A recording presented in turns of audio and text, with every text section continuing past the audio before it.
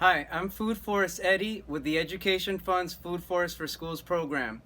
And in this video, we're going to look at some of the benefits of growing your own container garden and also the materials that are required. So you can see right behind me, I actually have a container garden that I've been using for several years. I've been able to eat for so many years from this garden, and it has katuk growing in there. It has longevity spinach, and also there's some Brazilian spinach coming out of this container. And just look at all the food. It's been available for so many years that I've been able to eat from that one small container garden right outside my door. So that leads us to one of the benefits of a container garden, that you can put it right outside your door. You just step outside and clip what you need. And if you're planting in smaller containers, you can see a lot of plants do well in smaller containers. We have the regular Greek oregano here. We have some basil. Also, this is wonderful for adding to pastas and pizza and other dishes, as salads also. And here we have some rosemary, which just smells wonderful. You can touch that and smell that. It's amazing to have that right outside your door and be able to clip that and add it to your food. And you know how expensive this is in the store. You're gonna save a ton of money by growing some of your own herbs and really spice up your food and spice up your life. You know, it's gonna improve your quality of life to have these plants around you. Okay, so I'm gonna get into some of the materials that you're gonna need to start your own container garden. And I have here right next to me, one of the most important materials is soil, but there's so many kinds of soil that you're gonna see in the store.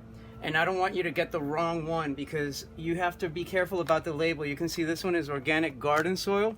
It's good that it's organic. You don't want a bunch of chemicals in your food and in your soil.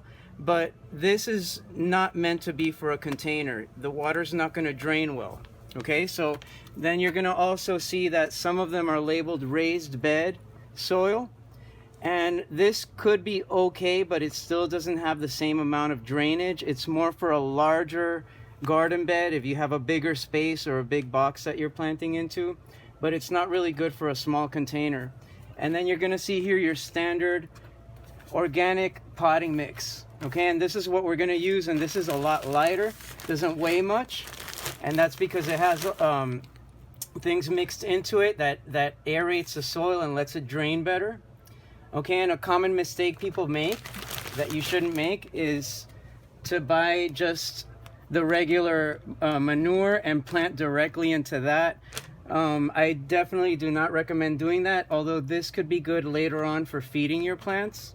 It does provide a lot of the nutrients for your plants. Okay, but this is something that's common in the hardware stores. Make sure that you're picking up that organic potting mix. Okay, that's what you need. And then I have here a box of some supplies I wanted to share with you that you're also going to need in order to do this. And you can always, go to the hardware store or, the garden center and buy a container and spend a little bit of money. But if you're like me, you like to keep your money in your pocket and save some money.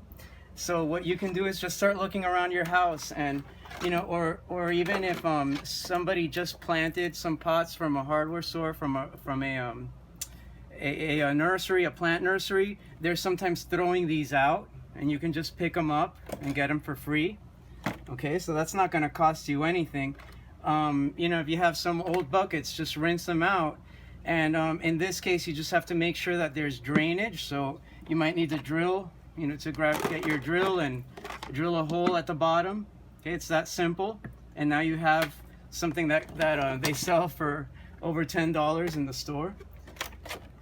Okay, and some kitchen utensils you can drill into this. This is a nice firm plastic.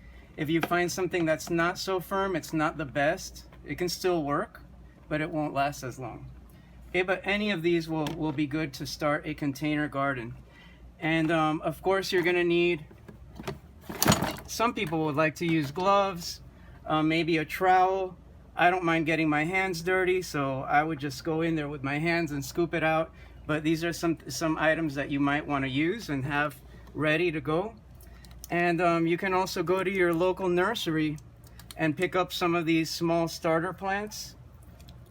Just pick up a variety of them. And what we're gonna do is we're gonna end up planting them all together. So on a separate video, I'm gonna show you how to actually put all these plants together, and we're gonna make a container garden together into this container. Okay, but that's it for now. I hope you enjoyed it, and go ahead and gather all your supplies so that you can join me in making your own container garden.